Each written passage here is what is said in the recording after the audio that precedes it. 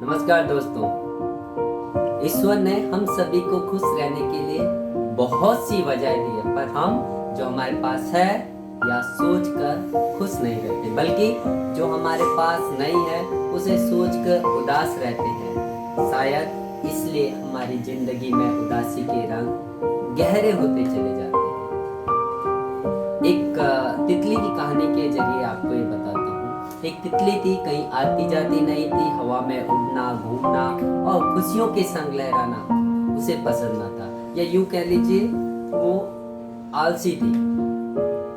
एक दिन आसमान में इंद्रधनुष की छटा दिखाई दी। सब तितलियां फड़फड़ाती, लहराती मस्ती में वहां इकट्ठा हुई, जहां से इंद्रधनुष बहुत खूबसूरत दिखाई देता था। उनका विश्वास था कि इंद्रधनुष के रंगों को निहारने से इंद्रधनुष उनके पंखों को सुंदर सुंदर रंगों का वरदान देता है। सभी खुशी से झूम रहे थे और त्योहार सा एंजॉय कर रहे थे, लेकिन वो आलसी तितली उदासी के रंग में सनी हुई वहीं रही। और जब थोड़ा शाम हुई तो अपना मूड बदलने के इरादे से थोड़ा सा बाग में टहलने को गई। दोस्तों, टहलते टहलते उसके कानों में किसी फूल के कुछ कहने की सी उसको आवाज आई, और वो कह रहा था, अरे हम कितने अभागे हैं कि एक जगह से दूसरी जगह जा ही नहीं सकते। हवा में उड़ने की बात तो दूर की है, इन तितलियों को देखो, जहाँ इनका जी चाहता है मस्ती में रंग बिरंगे पंखों के साथ घूमती है। कितनी सुंदर, प्यारी, मधुर दिखती है। तितली के कितने सुंदर इंद्रधनुषीय रंग है। एक पल में यहाँ, एक पल में कहीं, कहीं से कहीं पहुंच सकती है। दोस्तों, जब उसने ऐसा सुना तो वह एक पेड़ की शाखा पर जाकर बैठ गई और समझ गई थी कि ये पंख तो उसके लिए वरदान है, जिन्हें अभी तक वो कोई वैल्यू नहीं दे रही थी, जिसको अभी तक वो नापसंद सा कर रही थी। फिर क्या था दोस्तों, धीरे धीरे वो भी वहां पहुंच गए अगले दिन, जहां दूसरी तितलियां इंद्रधनुष को देखने के लिए, एंजॉय करने के लिए आसमान में सतरंगी इंद्रधनुष की निराली सुंदरता में मगन होकर धरती को त्योहार की तरह मनाने के लिए पहुंच गई और बहुत खुश हुई। उसका लाइफ, उसका आगे का जीवन बहुत मस्त खुशियों से भर गया। दोस्तों, कहने का तात्पर्य यह है कि जिस दिन हमें तितली की तरह खुशी के रंगों की कद्र समझ आ जाएगी, वैल्यू पता चल जाएगी, उस दिन हमारी जिंदगी में उदासी का कोई रंग नहीं होगा। जिंदगी में कई बार दोस्तों ऐसा लगता है कि ये मिल जाए तो खुश हो जाऊंगी, वो मिल जाए तो खुश हो जाऊंगी। नई नई इच्छाएं, नई नई आकांक्षाएं हमारे मन में उठती जाती है कि वो मिल जाएगा तो ही हम खुश होंगे, और जब तक वो ना मिले तब तक फिर मन दुखी रहता है।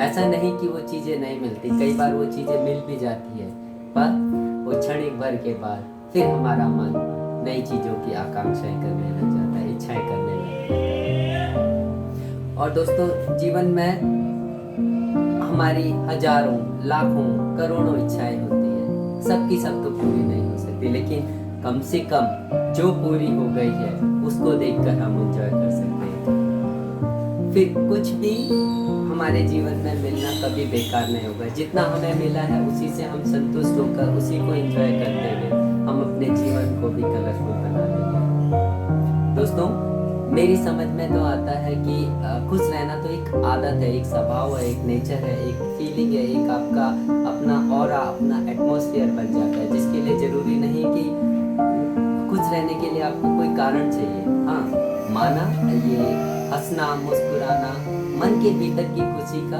भारी स्वरूप है, पर खुश रहना जिसका स्वभाव बन जाता है, नेचर बन जाता है, प्रकृति बन जाता है, बिहेवियर बन जाता है, वो विपरीत परिस्थितियों में, वो अपने कष्ट के समय में भी, वो अपने हार्ड टाइम में भी खुश रहते हैं और समझदारी से उन परिस्थितियों को सुलझाते हैं। मैंने कई लोगों को देखा है, कई लोग जीवन में तो सभी के दुख होता है, सभी के परेशानियाँ होती है, सभी की कठिनाइयाँ होती है। ऐसा नहीं कि इनकी कठिनाइयाँ नहीं है, बस ये है कि लोगों को उन कठिनाइयों से रूबरू होने, उन कठिनाइयों का सामना करने का एक अलग सा हुनर आ जाता है। कई लोगों को दूसरे के जीवन में खुशी देख के, दूसरों के जीवन में मुस्कुराहट ला के उनके जीवन में खुशी आती है। ऐसे ही हमारा जीवन चलता है। मैं ये भी मानता हूँ कि वक्त एक जैसा कभी नहीं होता। कभी कभार बीते दिनों की यादें उदासी का भंवर ले आती है। आपने कई देखा होगा, कई वृद्ध होते हैं जो उदास रहते हैं, वो अपना अतीत को देख कर उदास होते हैं कि काश उस समय हम ये कर पाते तो आज हम ये होते। जो हमारी यंग जनरेशन है वो भी कई बार उदास होती है कि हमारा फ्यूचर क्या होगा, अपने फ्यूचर को लेकर चिंतित करते हैं। लेकिन आपने हमेशा देखा होगा, जो एक बालक है, एक बच्चा है जो छोटे आयु के हैं, वो हमेशा खुश रहते हैं, जिसका कारण यही है कि वो अपने वर्तमान में जीते हैं। दोस्तों, उदासी का भाव लाना, उसी में खोए रहना, बल्कि साहस से उसका बाहर निकलकर अपने वर्तमान को जीना, यही जीवन। ये आपके लिए नहीं, ये मेरे लिए भी खुश रहने की सबसे बड़ी वजह यही है।